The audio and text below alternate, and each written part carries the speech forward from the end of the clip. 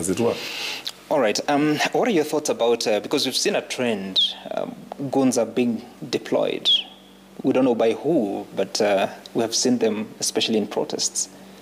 On this particular matter, in terms of security, the challenge we have in our country overall, politically speaking, is that there's a very low level of accountability in our political practice in the country.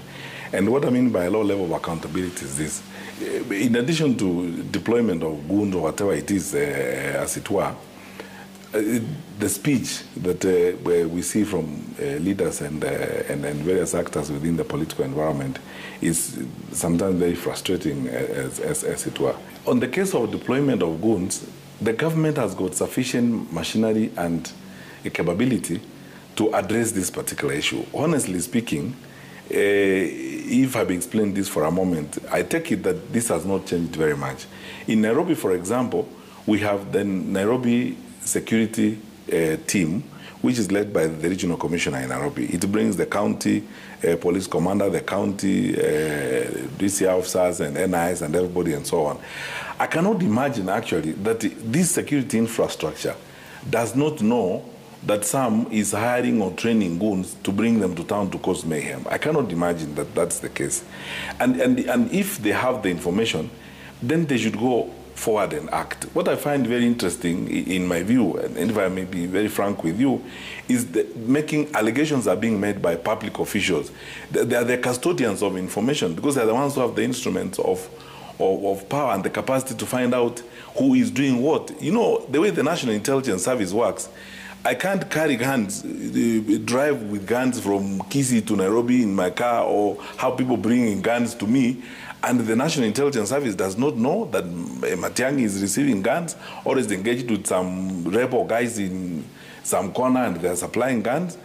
And then for them to wait until a particular time, then they say, oh, Matiang'i could be having guns. I find that very strange. Where were they when that was happening? And then it's their responsibility to know that the way this fellow is behaving, he normally has night meetings with people and he's recruiting these guns and so on.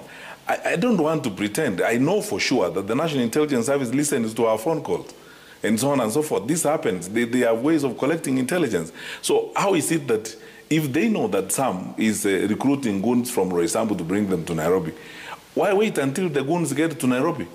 Because you have the capacity, you have the police in Roysambu, you will know that these people are being hired, they're being recruited in this particular house.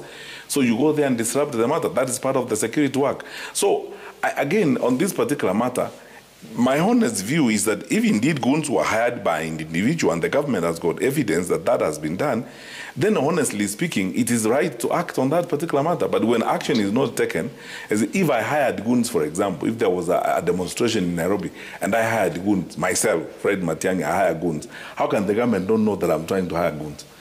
And there is one of the reasons why I will not do it is because I know that by the second day, the government will know. They can even go trace money. I have moved money from this account. I've been paid by so and so and so on and so forth. They can trace that money.